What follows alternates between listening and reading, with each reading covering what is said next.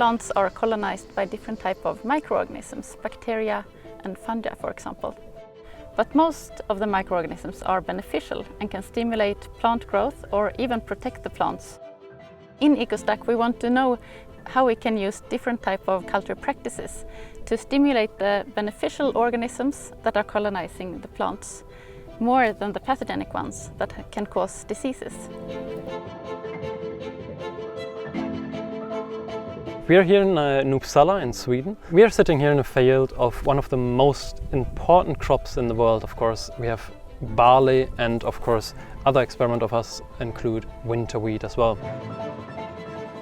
This one is barley though, and what we're looking here at is how different cultivar mixtures are influencing one another.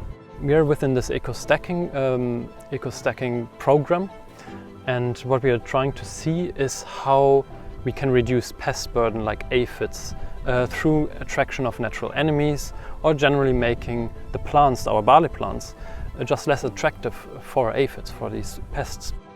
We are not entirely sure how this is working. That's why we are doing lab screens on different genotypes of these plants in order to figure out why different cultivars are influencing one another and some are not. Here we have two different types of barley, so this is a mixture.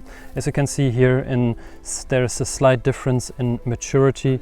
This cultivar here is a little bit more mature than we have, for example, here their neighbors, as well as the leaf size when they're slightly younger. We use this combination here to test, of course, if there's a reduction in pathogens or insects or attraction of herbivores. And this is an organic field. These are not sprayed.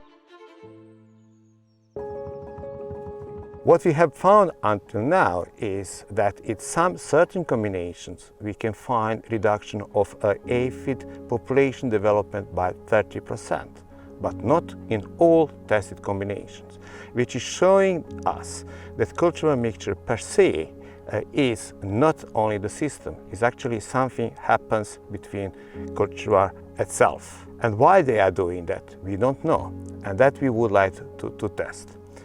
Luckily now we have EcoStack project and we can test in different countries in Europe.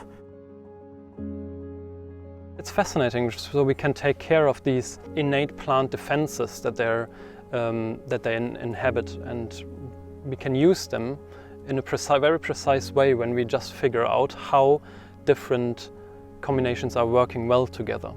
And we use just commercially available cultivars here, and we see how well they communicate with one another. And according to our results, we can mix them in a very precise way, and we do that actually throughout Europe, so in 8 different countries, to take into account the different climatic zones we're having. So we have Spain and Serbia, we have Germany and Sweden. So we go through all of Europe in order to see these different type of interactions that we can interact with. Preliminary results supporting this idea that in certain cultivar combinations we're getting good results, which means reducing abundance of aphids and also in some diseases. Whether this type of research important for the future? Of course, yes, because they can increase the productivity of the certain crop, they can increase the sustainability and decrease use of the pesticides. These fields that we have now, it's in organic farm, but at the same time we are testing on conventional farm and comparing how these different cultural mixtures can behave in different growing systems. Some of the results we have are quite promising. So we test the different cultivars in the lab first, and then we move to the field. We see, for example, how far-reaching these effects of crop mixtures can be when it comes to bacteria and viruses, herbivores and natural enemies of these herbivores. For example, here aphids and ladybirds. And what we can see here when we do these eco-stacking in-crop measurements, that we can reduce the insect pest burden from aphids in this regard. cultivar mixtures can be used much more in the future, because you both get this short-term effect with a slower disease development in the crop, and also the long-term effect where the pathogens are not overcoming the resistance in the plants so easily.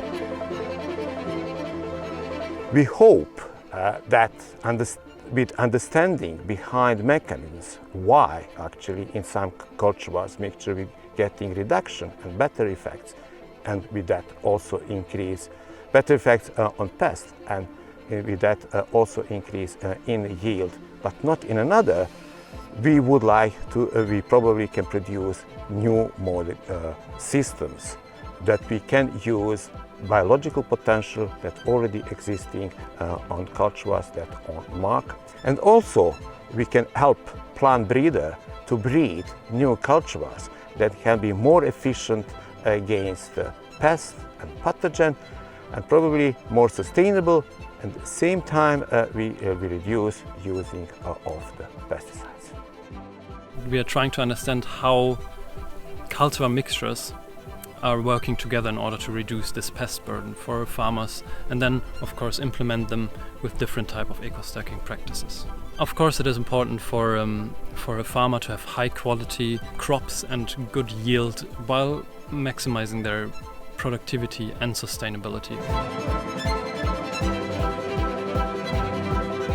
We would like to first collect all this data, analyzing, which probably going to take 1 to 3 years, and hopefully within 2-3 years we should have already recommended some combination for the farmers, not only in Sweden but also around Europe. So this experiment I think is important for farmers and stakeholders in general, because if we have a simple sustainable toolbox in order to just reduce insect pest burden by around 30% by doing nothing more than mixing the right cultivar with one another, it is from an economic standpoint better for the farmers as well as for the general biodiversity, of course.